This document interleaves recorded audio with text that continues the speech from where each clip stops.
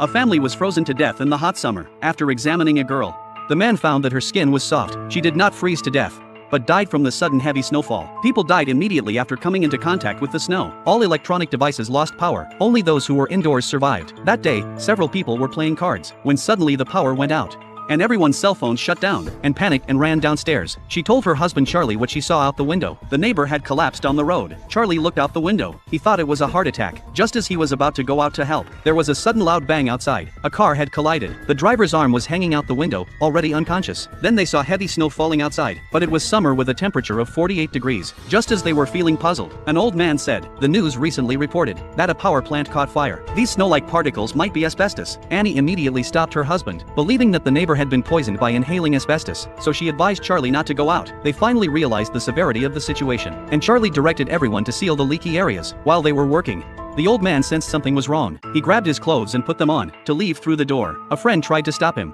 but he pushed the friend aside because he wanted to find his child. But as soon as he stepped out of the room, an accident occurred. Several people saw the old man walk out onto the road and collapse immediately. They didn't know what to do. That night, Luke saw something through the window. Hey, man, give me a... The window of Charlie's neighbor across the street was lit up. Then the neighbor pulled back the curtains. Luke raised his arm to warn the neighbor not to open the window, but the neighbor couldn't hear him. So Charlie held up a lantern and waved it in front of the window to warn the neighbor. But the neighbor thought Charlie had something to say and opened the window directly. In an instant, the neighbor collapsed on the window and stopped breathing. Then his wife came over to check and also collapsed by the window, motionless. This made Luke uneasy. His wife would get up early every day to go running, so he had to remind her before dawn. Charlie suggested making a set of protective clothing, but there were no materials to make protective gear. They could only put a waterproof jacket on Luke, put bags on his feet, seal the cuffs with duct tape, and finally put a mask on Luke. This mask had been lying in the warehouse for years, and Charlie had never used it. He only hoped the mask could resist asbestos. After taking precautions, Luke went outside and found himself unharmed. The mask and clothing truly worked. When he stepped onto the ground, he realized it wasn't asbestos but snow. Upon seeing the bodies of his deceased friends, he observed a moment of silence, then bid farewell to his friends upstairs. Along the way, he saw numerous bodies. The entire city resembled the desolation of a post-apocalyptic world.